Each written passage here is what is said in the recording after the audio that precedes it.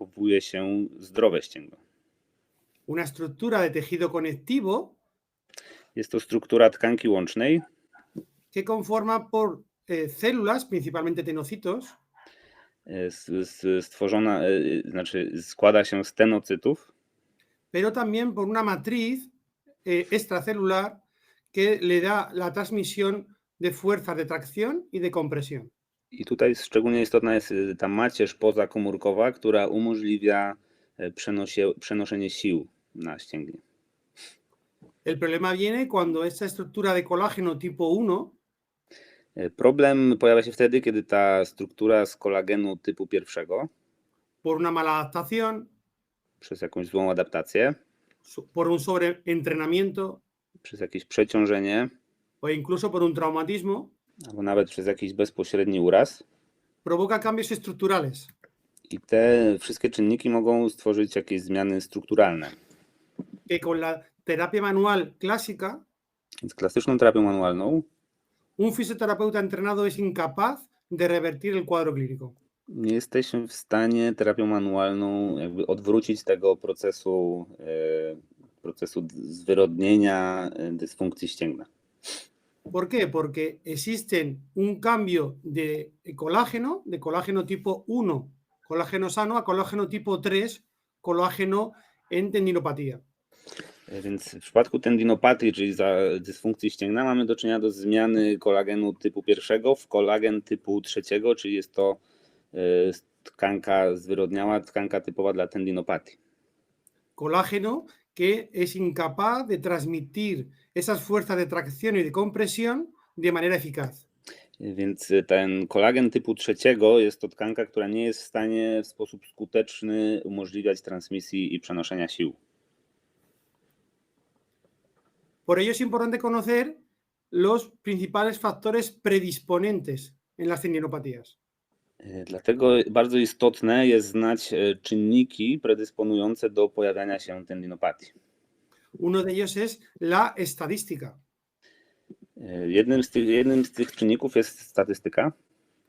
Hace solo 20 años, la patología de tendinopatía en deportistas se pensaba que podía llegar entre el 30 y el 50% de los pacientes. Więc ponad 20 lat temu uważało się, że patologia ścięgna u sportowców, częstotliwość występowania tej patologii oscyluje w około 30-50% nawet. Hace solo 10 años más tarde, y solo 10 años casi de ahora, la Tylko 10 lat później. No, continúa. La incidencia y prevalencia se pensaba que se desconocía. Natomiast 10 lat później już ta częstotliwość występowania jest nieznana. Nie wiadomo, jak często występuje. Pero la realidad es muy distinta. Ale rzeczywistość jest odmienna. Hace poco tiempo que se ha empezado a conocer los diferentes gestos laborales o deportivos. Więc niedawno zaczęto bardziej analizować, jakie czynniki, jakie gesty mają wpływ na pojawianie się tendinopatii. Que predisponen a la lesión tendinosa. I które predysponują do pojawiania się urazu ścięgna, dysfunkcji ścięgna. Por ejemplo, un 2% de la población trabajadora, por la repetición de los mismos gestos, favorece las tendinopatías propias. Więc na przykład pacjenci pracujący w sytuacji, kiedy wykonują określone gesty non-stop, więc u 2% tej populacji mogą wystąpić tendinopatie. En cambio, en los peluqueros, por el gesto de apertura y cierre del primer y segundo dedo de la mano, favorece la tenosinovitis de Decker-Vein. Na przykład u fryzjerów czy fryzjerek poprzez ten gest operowania nożyczkami u prawie 20% z nich może pojawić się tendinopatia czy też zapalenie pochewki ścięgnistej Decker-Veina. En deportes de salto como el vóley o el baloncesto, favorece en un 55% la tendinopatía rotuliana. Sporty typu siatkówka, koszykówka, nawet 55% tych sportowców ma predyspozycję do rozwinięcia tendinopatii ścięgna więzadła rzepki. Y en corredores habituales puede llegar en un 25% la tendinopatía del tendón de Aquiles. Natomiast u biegaczy nawet 25% biegaczy będzie miało tendinopatię ścięgna Achillesa. Todo esto hace que haya habido importantes cambios de paradigma a lo largo de estos años. I to sprawiło, że zaszła taka zmiana paradygmatu w ostatnich latach. Por ejemplo, nos podemos hacer la pregunta de si existe o no la tendinitis. Więc możemy sobie zadać pytanie, czy istnieje coś takiego jak zapalenie ścięgna, czyli tendinitis. To końcówka itis oznacza zapalenie. Si nos dirigimos a diferentes bases de datos como Google, Jeśli wpiszemy w Google tendinitis, czyli zapalenie ścięgna, de esta misma mañana puede llegar a 6,5 millones de resultados. dzisiaj rano wpisałem to hasło w Google i mam 6,5 miliona rezultatów. Si nos dirigimos a una base científica importante como PubMed, puede llegar a 63,000 resultados diferentes. Jeśli wpiszemy to hasło w PubMedzie, czyli tej najważniejszej bazie artykułów naukowych, będziemy mieć nawet 63 000 rezultatów tego wyszukiwania.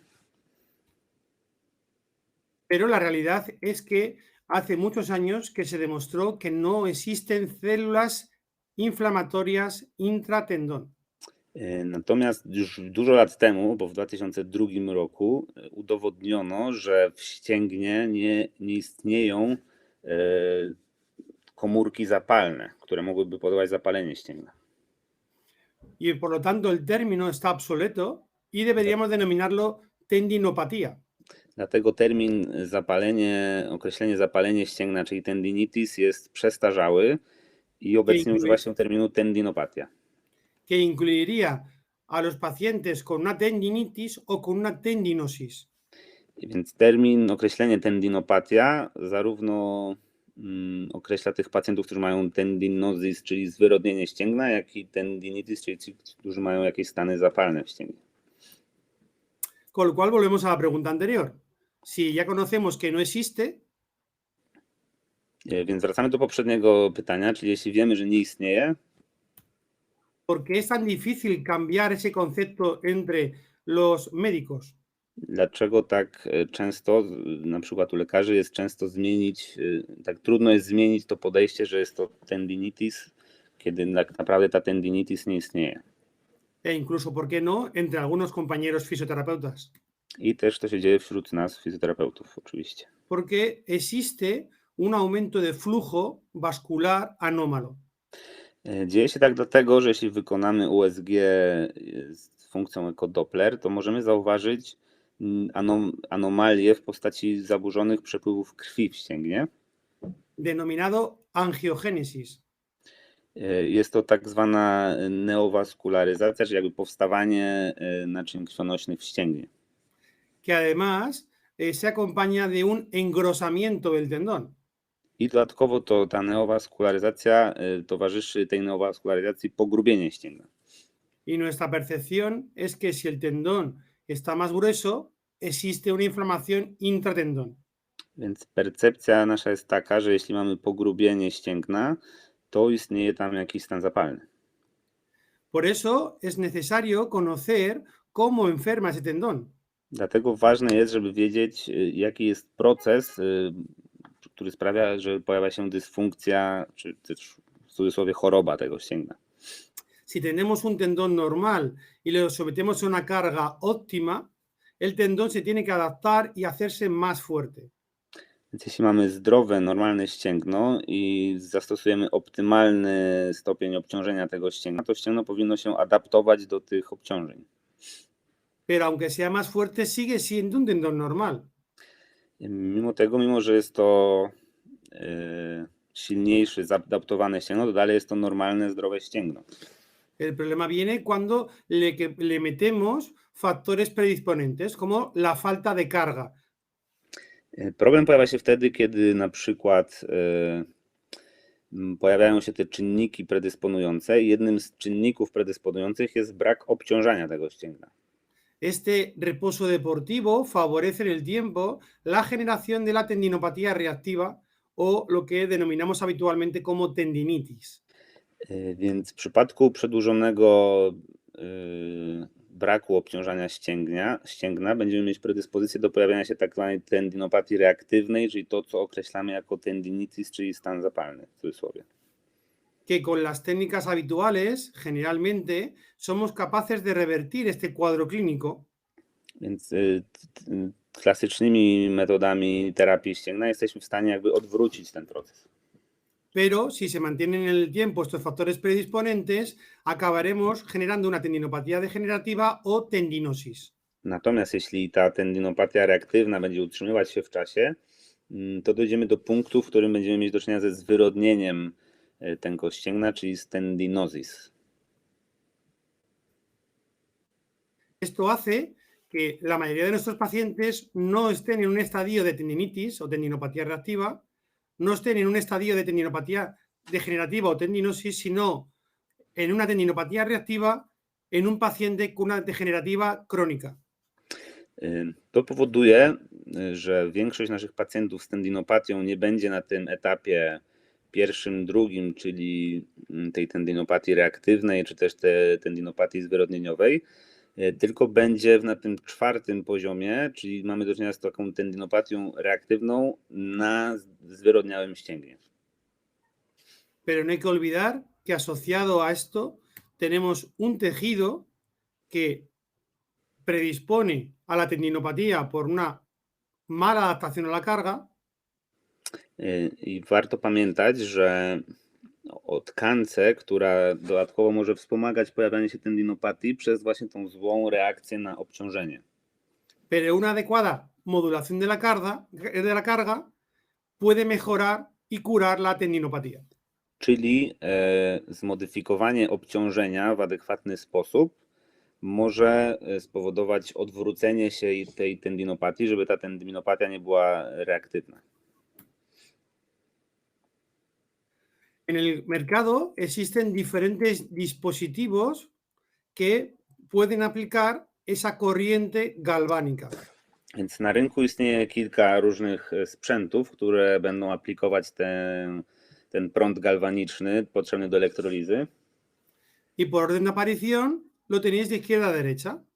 I tu mamy od lewej do prawej chronologicznie, jak pojawiały się coraz to nowsze firmy, które sprzedają sprzęty do elektroterapii, do elektrolizy. Pero no olvidar que la EPI es solo el nombre de una máquina, no el de una corriente. Więc tutaj czy EPI, czy EPT, czy jakaś inna nazwa, to nie jest nazwa techniki, tylko jest to nazwa z tego sprzętu. Por eso la aplicación de la corriente galvánica es igual de efectiva independientemente del dispositivo que utilicemos. Więc niezależnie od tego, jaki sprzęt będziemy używać, zastosowanie prądu galwanicznego w elektrolizie będzie tak samo skuteczne. Lo importante es la carga eléctrica que le demos a cada paciente. Najważniejszym elementem jest jakby doza dozowanie tego prądu galwanicznego. Esa carga eléctrica, hay diferentes criterios para aplicarla. Więc mamy różne kryteria, które będą nam dostosowywać dawkę. El más habitual es trabajar a dosis bajas con un movimiento mecánico. Najczęściej wykonuje się elektrolizę przy niskiej dawce prądu, ale w międzyczasie również jest praca mechaniczna. O a dosis altas con 3 impactos. Albo wykonuje się elektrolizę bardziej statyczną, czyli bez ćwiczenia, wtedy dawka jest wyższa. Los demás abordajes todavía están en fase de prueba. Natomiast pozostałe aplikacje czy też koncepcje na razie są w trakcie badań. Y vamos a aplicar esa corriente galvánica al tejido según observemos ecoguiadamente alguna lesión o no. Więc potrzebujemy aparatu do USG, żeby pod USG zaobserwować te obszary, które muszą być poddane tej terapii elektrolizy. Vamos a observar este vídeo. Tutaj mamy film. Con la aplicación sobre tejido en tendinopatía. Więc tu mamy tendinopatię i będzie zastosowanie elektrolizy na tę tkankę tendinopatyczną. Localizamos el tendón con el eco. Więc lokalizujemy za pomocą USG ścięgno. Y metemos la corriente galvánica en la zona en lesión. I wprowadzamy igłę pod prądem galwanicznym w obszar tego uszkodzenia, zmiany strukturalnej. Y eso provoca una sustancia mixoide más natural. I to powoduje zmiany konsystencji tego ścięgna, zmianę tkanki tego ścięgna. Otro tejido es el tejido muscular, no el tejido tendinoso. Tutaj mamy do czynienia z tkanką mięśniową, nie z tkanką ścięgnistą.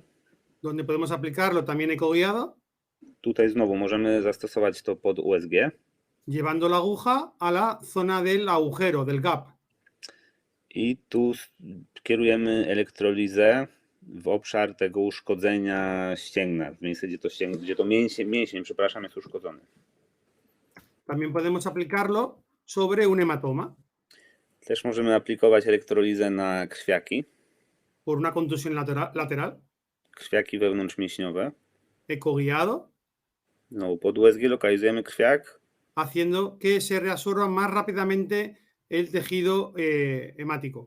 i w ten sposób wspomagamy wchłanianie się tego krwiaka, żeby nie została tam tkanka później bliznowata. Y una otra aplicación es, como ha dicho el profesor Ortega, la producción de respuesta de espasmo local con la corriente galvánica.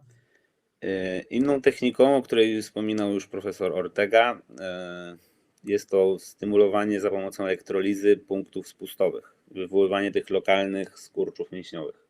Sobre todo en pacientes con síndrome de dolor miofascial crónico.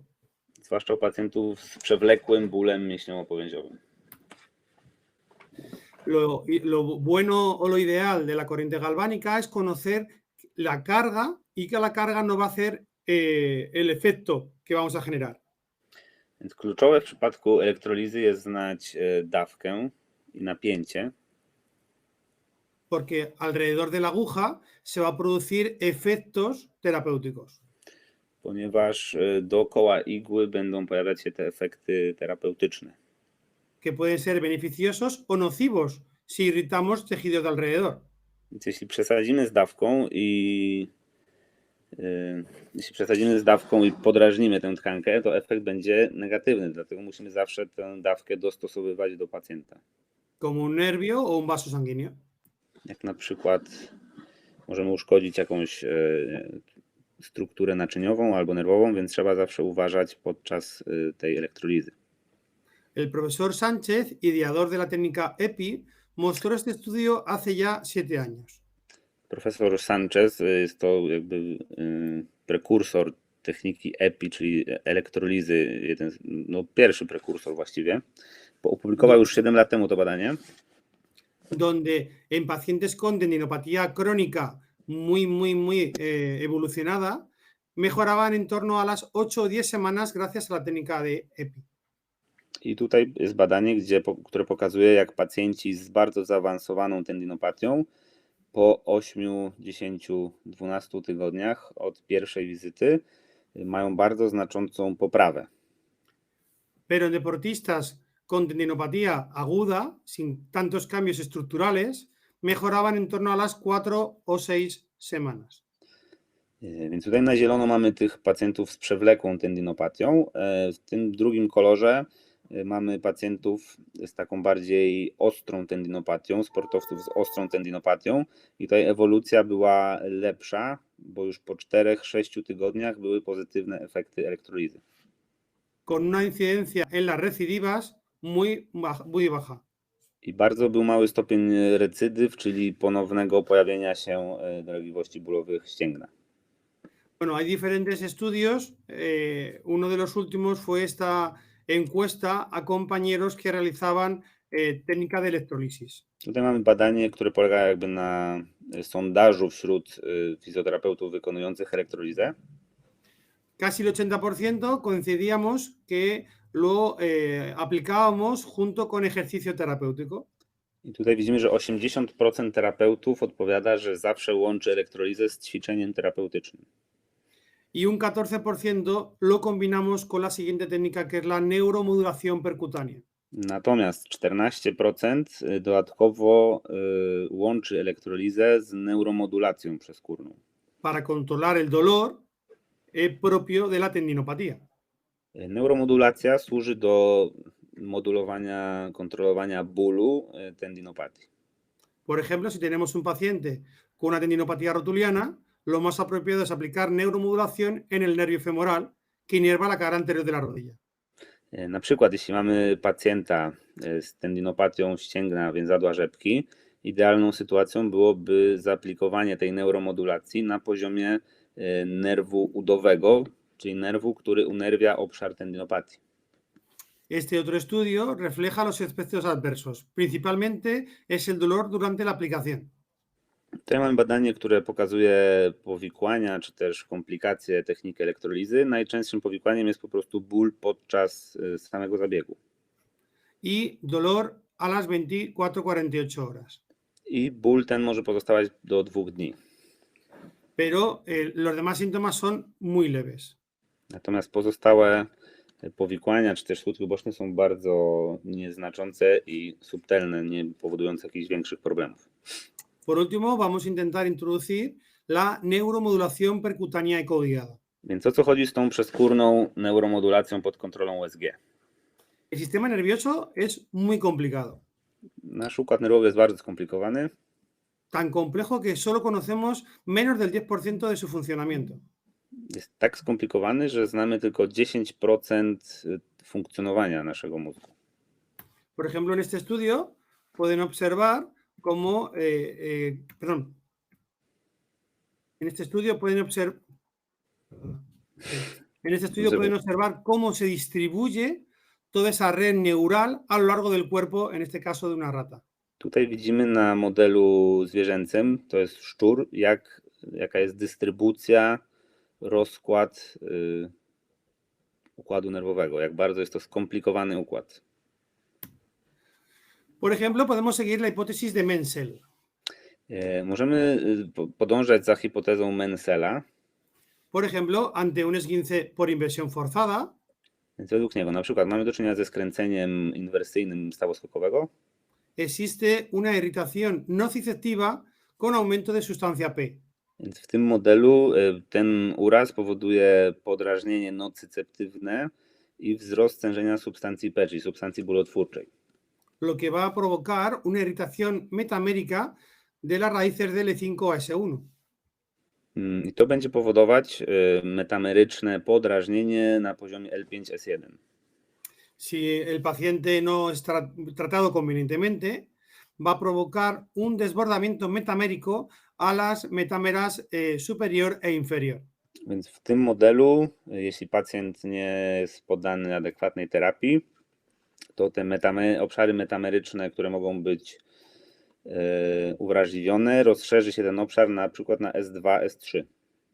En el caso de irritar la metámera inferior, S2, S3, puede favorecer una sacroileitis compensatoria. Więc w tym modelu to uwrażliwienie tego obszaru S2, S3 może w konsekwencji powodować zapalenie stawu krzyżowo-biodrowego w wyniku kompensacji po tym skręceniu kostki. Ambos son dos cuadros clínicos independientes. Więc z jednej strony skręcenie kostki i z drugiej strony staw krzyżowo-biodrowy są to niezależne obrazy kliniczne.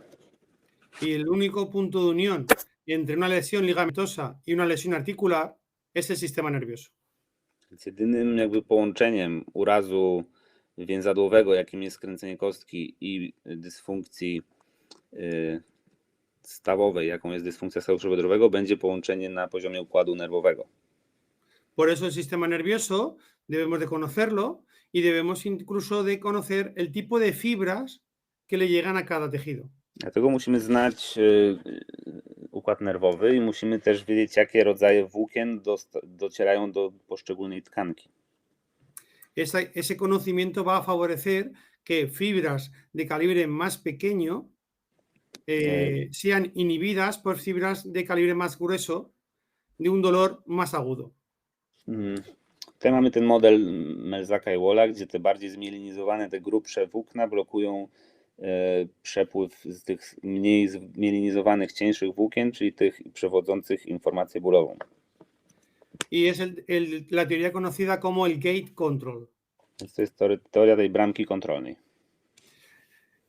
En general, las técnicas de fisioterapia que no son dolorosas estimulan este tipo de fibras A beta. Więc założenie jest takie, że techniki fizjoterapii, które nie są bolesne dla pacjenta, stymulują te włókna A-beta, czyli te włókna przeciwbólowe. Por ejemplo, técnicas de alta velocidad, técnicas de neurodinamia, técnicas de tipo electroterapia tipo TENS. Na przykład tensy, na przykład manipulacje kręgosłupa, jakieś inne terapie manualne, neuromobilizacje, techniki, które nie są bolesne. En cambio, si queremos generar un impulso sobre las fibras C, debemos realizar técnicas más molestas en nuestro paciente. Natomiast jeśli chcemy stymulować te włókna C, czyli te włókna mniej zmielinizowane, musimy wykonać techniki bardziej bolesne. Por ejemplo, cirias, ejercicio de carga, etc. Na przykład masaż poprzeczny według Cyriaksa, jakieś stopniowe obciążanie, to są techniki bardziej bolesne niż na przykład TENS. ¿Cómo podemos aplicar la neuromodulación? ¿Cuál es ese algoritmo de decisión ideal? Więc według jakiego algorytmu decyzyjnego podejmujemy decyzję, że u tego pacjenta należałoby wykonać neuromodulację? Nosotros recomendamos empezar por la confirmación topográfica. Więc po pierwsze koncentrujemy się na potwierdzeniu topograficznym, gdzie jest nerw. Por ejemplo, con la palpación neural, manual, o bien con un ecógrafo, o bien con algún aparato de electroterapia que nos confirme con una respuesta mecánica del tejido. Więc możemy to albo postarać się znaleźć palpacyjnie, gdzie znajduje się ten nerw, albo na poziomie USG, albo jakimś takim pointerem, to jest sprzęt do elektroterapii, który poprzez reakcję tkanki potwierdza nam, na jakiej tkance jesteśmy. Es un tema muy importante porque cuanto más alejados estemos del nervio, más dosis tenemos que darle y más podemos irritar el resto del tejido. Jest to bardzo ważne, żeby precyzyjnie zlokalizować tkankę nerwową, ponieważ im dalej będziemy od tkanki, tym większa będzie potrzebna dawka i tym większe ryzyko podrażnienia tkanek dookoła.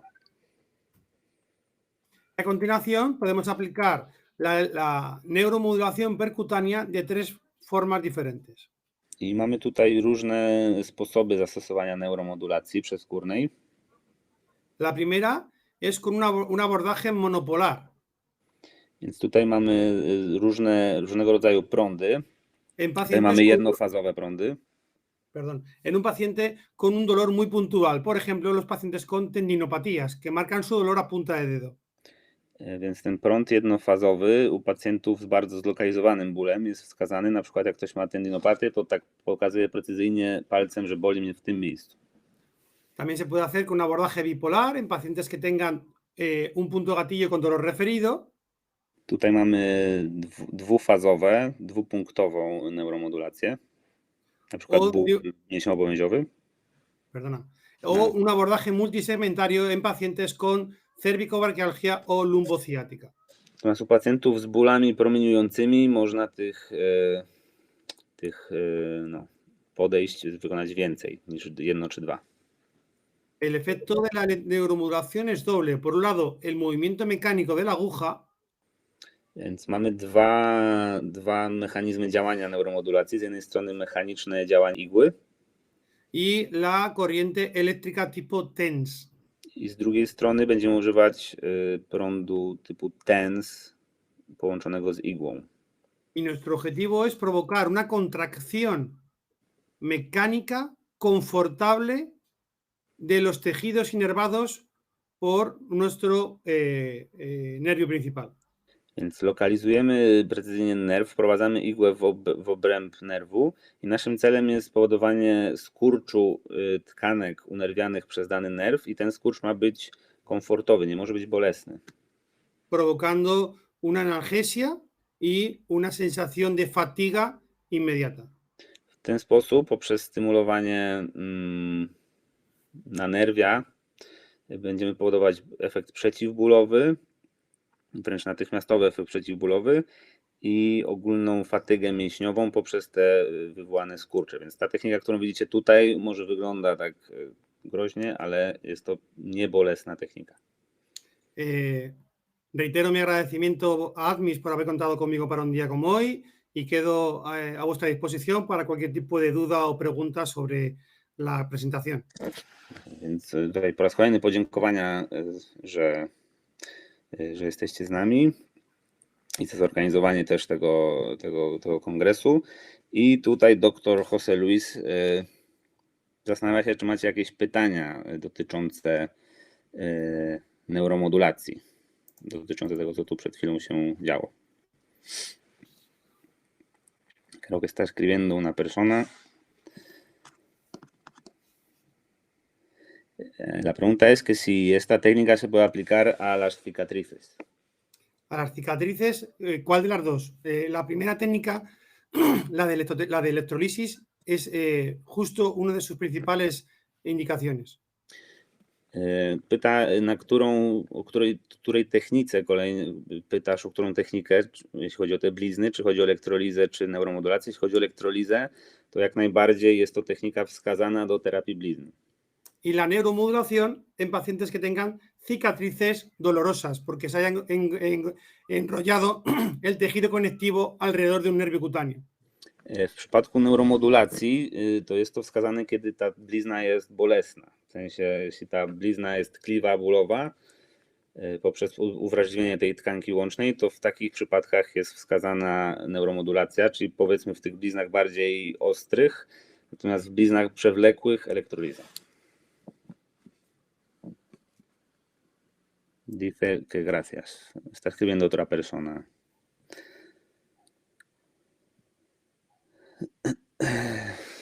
Una pregunta, incluso la puedes leer porque está en español. Sí, buenos días, Luis. Efectivamente, en un traumatismo, en una fase aguda de una rotura muscular o en una fase aguda de una tendinopatía que es más infrecuente, la electrolisis puede ser una buena técnica de elección. Tutaj Luis zapytał, czy w przypadku uszkodzenia ścięgna przez uraz bezpośredni, czyli mamy do czynienia ze stanem ostrym, czy w takich przypadkach elektroliza jest wskazana? I dr José Luis odpowiada, że tak, że w takich przypadkach elektroliza jest wskazana w stanach ostrych, kiedy dochodzi do uszkodzenia czy też mięśnia, czy ścięgna. Luis pregunta el número de sesiones, eso tiene que ir correlacionado con la clínica del paciente y con la imagen ecográfica que sigamos tras sesión. Okay. Kolejne pytanie, które zadaje nam Luis, jest ile tych wizyt jest potrzebnych, ile pacjent razy musi przyjść, żeby mieć dobre wyniki. Więc odpowiedź jest taka, że zależy od obrazu ultrasonograficznego i też od samego samopoczucia pacjenta, czyli musimy mieć pod USG też potwierdzenie tego, że ta tkanka się regeneruje. Pero sí os puedo decir que cuanto menos cambios estructurales o biológicos existan, más rápido se recupera. I no oczywiście, jeśli mniej jest zmiany struktury, mniej tych zmian rzeczywiście biologicznych, strukturalnych tkanki, tym szybciej taki pacjent ewoluuje pozytywnie. Tutaj kolejne pytanie, jak wygląda plan terapii elektrolizy? Czy w tym planie terapeutycznym są podane ćwiczenia? I jeśli tak, to w jakich odstępach między działaniami? La pregunta es si hay algún protocolo, un plan de la electrólisis, si también se aplica el ejercicio junto con la electrólisis y si se aplica en qué espacio de tiempo cada sesión, más o menos. Lo más habitual es aplicar electrólisis o corriente galvánica, dependiendo si es un tendón de vaina simple o de doble vaina. Con vaina simple la dosis es más alta, con vaina doble la dosis es más baja. W przypadku dozowania tej elektrolizy, czyli planu, zależy też, czy ścięgno ma jedną pochewkę, czy dwie pochewki. Si tiene una es más alta, ¿no? Si tienes una vaina, la dosis es más alta. Okay. Więc jeśli ścięgno ma jedną pochewkę ścięgnistą, to dawka jest wyższa, natomiast jeśli ma dwie, to dawka jest niższa. A partir de las 48 primeras horas comenzaremos con ejercicio con carga excéntrica. Więc około 48 godzinach po takiej elektrolizie zaczęlibyśmy wprowadzać ćwiczenia ekscentryczne. Para que las nuevas fibras del tejido se alineen convenientemente. W ten sposób poprzez ćwiczenia ekscentryczne chcemy doprowadzić do poprawnej organizacji tych włókien, które wcześniej nie były jednorodne i były zwyrodniałe, więc poprzez elektrolizę i ćwiczenia chcemy doprowadzić do tego, żeby te włókna znowu były jednolite Jednolity. Jakieś jeszcze pytania? Pues creo que no hay más preguntas. Lo dicho, un placer y espero que sigáis disfrutando del resto del congreso. Muchas gracias. Gracias a ti, José Luis, y espero que llegues a tiempo a tu sitio. Llego. Muchas gracias por todo. Un abrazo, disfrutar. Gracias. No dobrze. Mamy kolejną